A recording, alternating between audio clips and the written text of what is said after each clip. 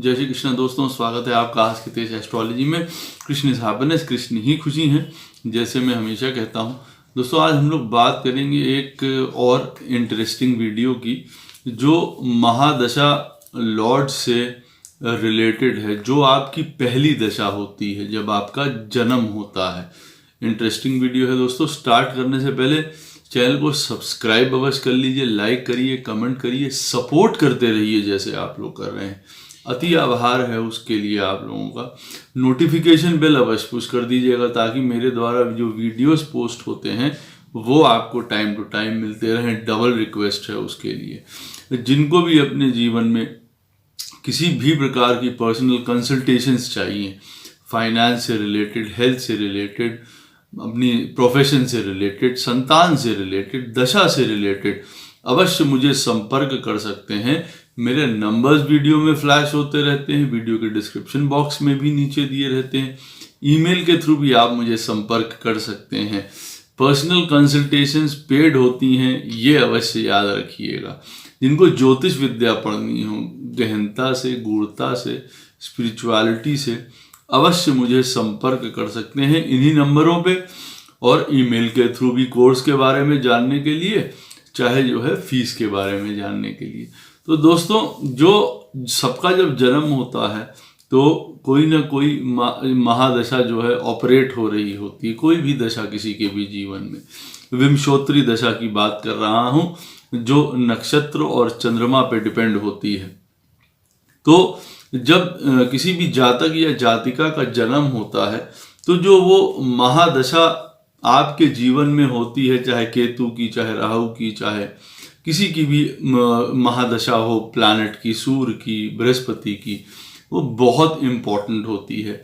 यूं कह लीजिए कि एक तरीके का आपके लिए वो एक ओपनिंग बैट्समैन होता है, या पूरे के पूरे जीवन की एक पिक्चर दिखाता है, या आप यूं कहिए कि टोन सेट करता है लाइफ की, आगे वाले आने वाली लाइफ का जो है एक आपको मिरर दिखाता है कि किस प्रकार से आपका जीवन चलने वाला है, और एक्यूरेट फॉर्म में। ये नहीं है कि ये लॉजिकल नहीं है जो मैं आपको बता रहा हूँ, क्योंकि कई पास्ट हम लोगों के जीवन की यात्राएं चलती रहती हैं, कई कर्मास इकट्ठे होते रहते हैं जो हम लोगों को अपने जीवन में आके एग्जॉस्ट करने होते हैं। तो जो भी प्लैनेट की दशा आपके जीवन में स्टार्टिंग में होती है, ओपनिंग होती है, वो आपके जीवन के बारे में बहुत कुछ बताती है आपके लाइफ में। तो जो भी आपकी महादशा का, जो पहली महादशा का लॉर्ड है आपकी पत्रिका में, उसका प्लेसमेंट आपकी पत्रिका में बहुत ज़्यादा इम्पोर्टेंट है। जिस घर में भी वो बैठा होगा, आप ये समझ लीजिए वो घर आपके जीवन में बहुत प्राइम फोकस वाला रहने वाला है। उदाहरण के तौर पे आप मान लीजिए आपका सिंह लगन में जन्म हुआ है और आपका जो है वो महादशा लॉर्ड पहला जो है वो सैटर्न है मान लीजिए आपका, और आप जो हैं, और सैटर्न जो है वो 9th हाउस में बैठा हुआ है सिंह लगन में। तो अब जो 9th हाउस है आपके जीवन में वो प्राइम फोकस रहने वाला है आपके लिए। 9th हाउस चाहे आप कह लीजिए लर्निंग, टीचिंग और हर प्रकार की नॉलेज, स्पिरिचुअलिटी, ज्ञान, तीर्थ, हायर लर्निंग, विजडम, उस प्रकार का। तो सारी चीज़ें आप ये सोच लीजिए 9th हाउस से रिलेटेड, चाहे भाग्य हो गया आपका, तो वो बहुत प्राइम फोकस में रहने वाला है। ये पहला पॉइंट होता है महादशा लॉर्ड के लिए। उसके बाद वो कौन से घरों का स्वामी है, ये भी बहुत इम्पोर्टेंट होता है कि भाई जो आपका महादशा लॉर्ड है, जो जिसकी दशा स्टार्ट हुई है आपके जन्म लेने पे, वो पहले कहाँ बैठा हुआ है, वो बहुत इम्पोर्टेंट है। अगर सुंदर घरों में बैठा हुआ है तो आप एक्सपेक्ट कर सकते हैं कि जीवन आपका चाहे कितनी भी परेशानियां शो अंदर से करता रहे, आपकी लाइफ स्थिरता पाएगी या आप लाइफ में अपने गोल्स पा जाएंगे जीवन में। पहला पॉइंट ये था। दूसरा, अब वो कौन से घरों का स्वामी है ये भी बहुत ज़्यादा इम्पॉर्टेंट है। अब वो अगर शुभ घरों का स्वामी है, बहुत सुंदर बात है, वो आपके लिए एक एडेड एडवांटेज है कि आप उस महादशा लॉर्ड में आपका जो है जीवन का स्टार्ट हुआ है। जब आपका जन्म हुआ है तो वो वाली महादशा ऑपरेट कर रही थी जो चौथे घर से, केंद्र हाउसेस से या पंचम से या नवम से रिलेटेड है। आपके लिए सुंदर आगे का चीजें बताती हुई प्रतीत होती है। कंजंक्शन, उनके साथ कौन कौन से प्लैनेट्स बैठे हुए हैं। अब जैसे उदाहरण के तौर पे मान लीजिए वृश्चिक लगन है, अब किसी का जन्म जो है वो महादशा में हुआ है सूर्य की, और वृश्चिक लगन की उनकी जो है पत्रिका है, और अब सूर्य जो है वो 5th हाउस में बैठा हुआ है बृहस्पति के साथ। बहुत फर्क पड़ जाता है। एक तो पंचम हाउस जो है इम्पोर्टेंट हो जाएगा लाइफ में, ज्ञान, विद्या, बुद्धि, मंत्र सिद्धि, पूजा, संतान, ये बहुत इंपॉर्टेंट हो जाएगा। फिर कंजंक्शन उनका बृहस्पति के साथ हो रहा है जो वृश्चिक लगन के लिए सबसे सुंदर प्लैनेट है। यहाँ पे कई प्रकार के राजयोग बना रहा है, तो भी लाइफ को बहुत आगे सुंदर ले जाता हुआ प्रतीत होता है ये महादशा का, जो फर्स्ट महादशा का लॉर्ड है। उसके बाद एस्पेक्ट किसकी पड़ रही हैं उसके ऊपर, शुभ ग्रहों की अगर उसके ऊपर एस्पेक्ट पड़ रही हैं तो भी बहुत सुंदर हैं। जो फंक्शनल बेनिफिक प्लैनेट हैं पत्रिका के, उनकी नज़र पड़ रही है इस महादशा लॉर्ड पे, तो भी बहुत सुंदर बात है।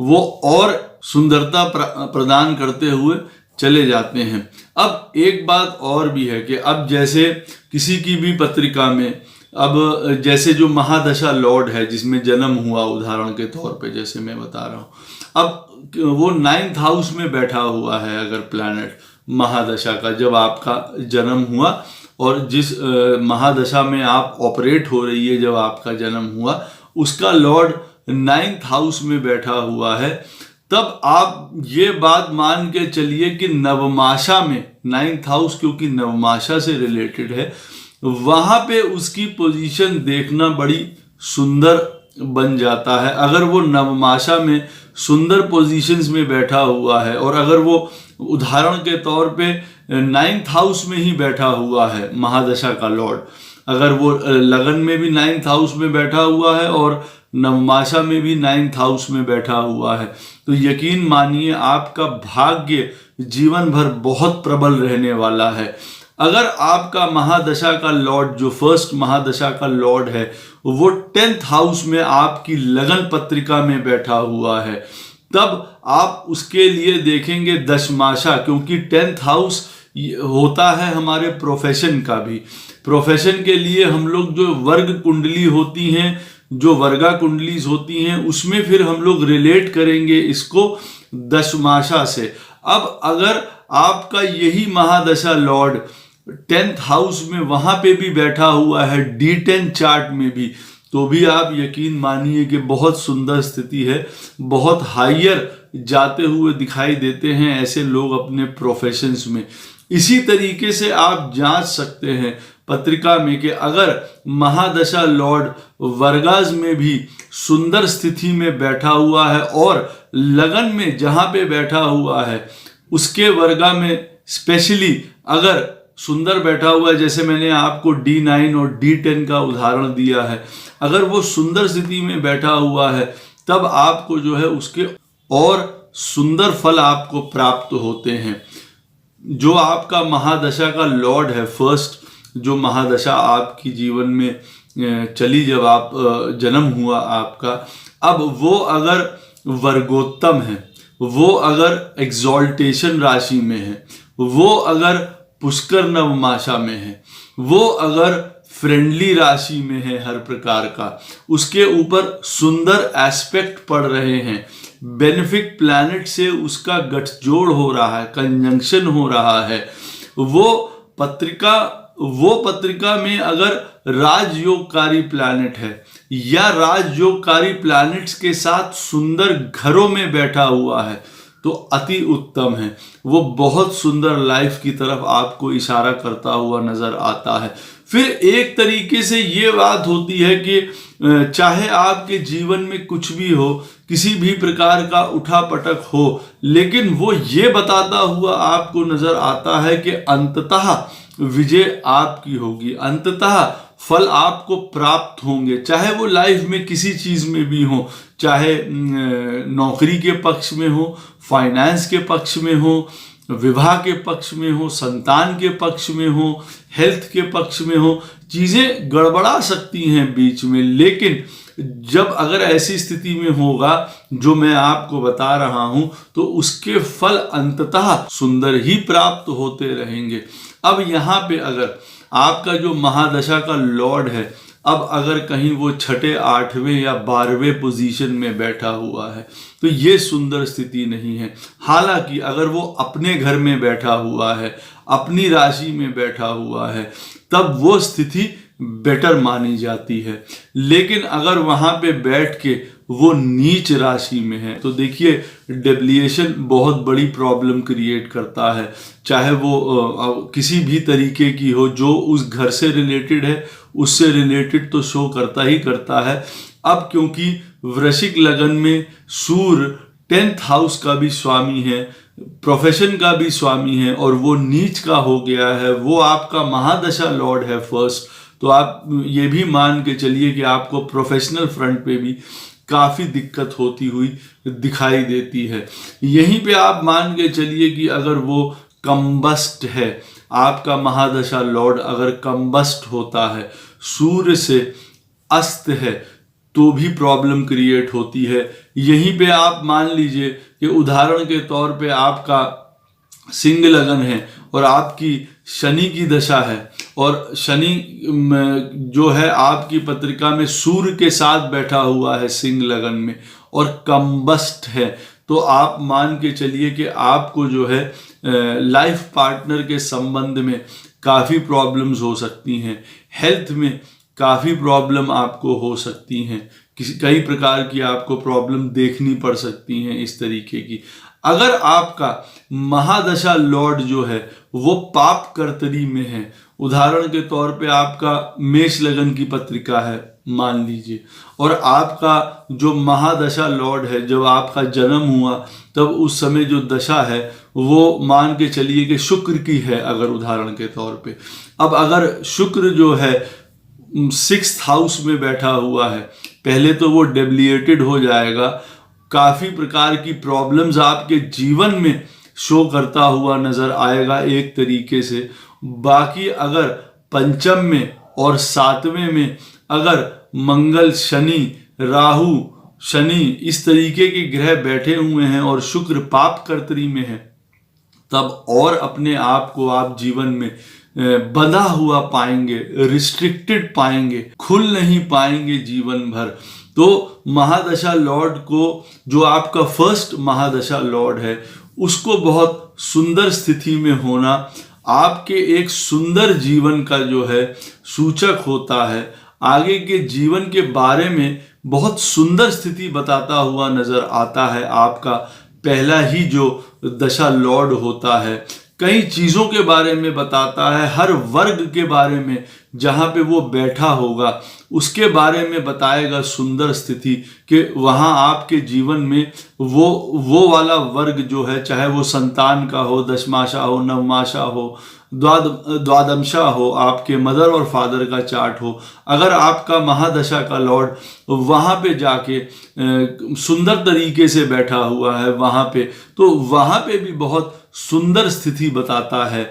नहीं तो वहाँ पे प्रॉब्लम्स अवश्य होंगी उस चार्ट में, चाहे देशकान है जो भाई बहनों का चार्ट होता है। और आपका जो महादशा लॉर्ड है, उदाहरण के तौर पे कि अगर वो देशकाना चार्ट में जाके नीच का हो जाता है, अस्त है, खराब घरों में बैठा हुआ है, तो उस एरिया में आप समझ लीजिए आपको परेशानी अवश्य आ सकती है आपके जीवन में।